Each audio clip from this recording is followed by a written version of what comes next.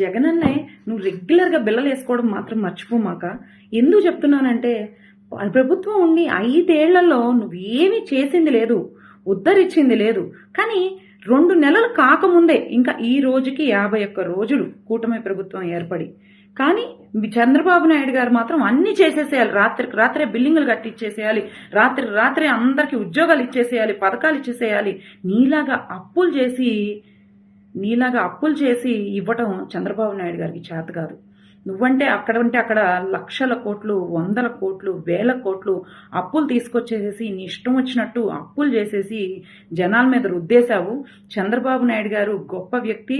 ఆయన సంపదను సృష్టించి మాత్రమే జనాలకి మంచి చేద్దామని చూస్తూ ఉంటారనమాట.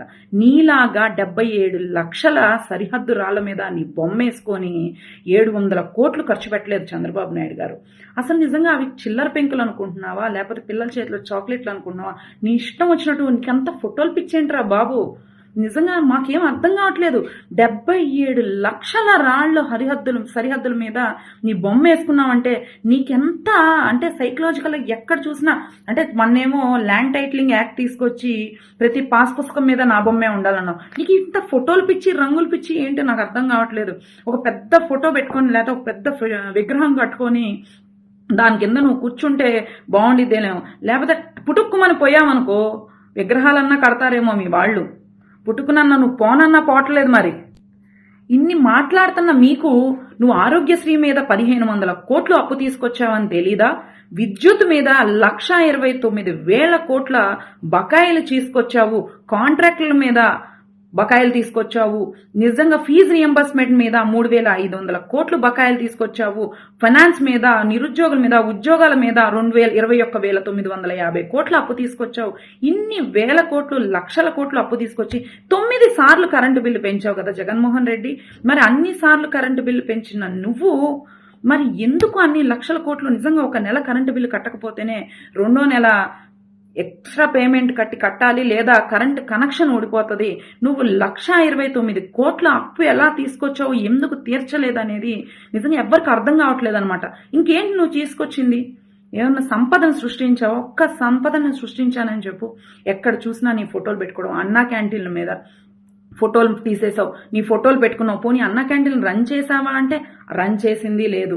నువ్వేమన్నా చేసావా అన్న శిలాఫలకాలు, రోడ్లు వేస్తున్నావని చెప్తారు, రోడ్డు వేయరు, ఇసుక తోలరు, కంకర తోలరు, ఏమి తోలరు, కనీసం అక్కడ రోడ్డు కూడా రాలేదు.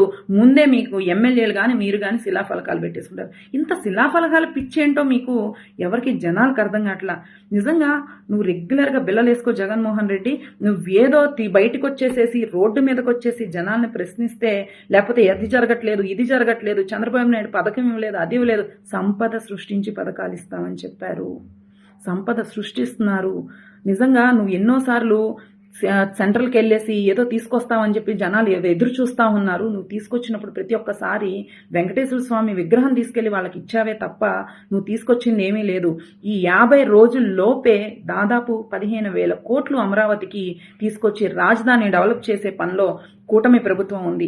ఇవన్నీ నువ్వు గమనించు. నువ్వు ఏది పడితే నిజంగా ఎన్నో రోగాల బారిన పడుతున్నారు ఈ కాలంలో.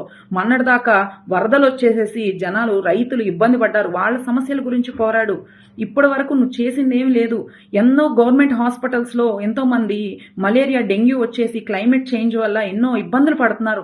వాటి గురించి మాట్లాడే తప్ప జగన్మోహన్ రెడ్డి గారు మీరు ఇంకా ప్రభుత్వం ఏం చేయట్లేదు, రాష్ట్రపతి పాలన రావాలంటే నిజంగా నిన్ను ఒక పిచ్చోడిని చూసినట్టు జనం చూస్తున్నారని చెప్పేసి మేము తెలియజేస్తా ఉన్నాము. ఇప్పటికైనా నువ్వు జ్ఞానం తెచ్చుకొని జ్ఞానం పెంచుకో. అంతేగాని ఏవో నీవు పెట్టేసుకొని రాళ్ల మీద, హద్దుల మీద నీ ఫోటోలు వేసేసుకొని, బొమ్మలు వేసేసుకొని జనాలు నన్ను గుర్తిస్తారు అనుకుంటే అది నీ పిచ్చితనం, వెర్రితనం అవుతుందని చెప్పేసి గమనించాలని కోరుకుంటున్నాను.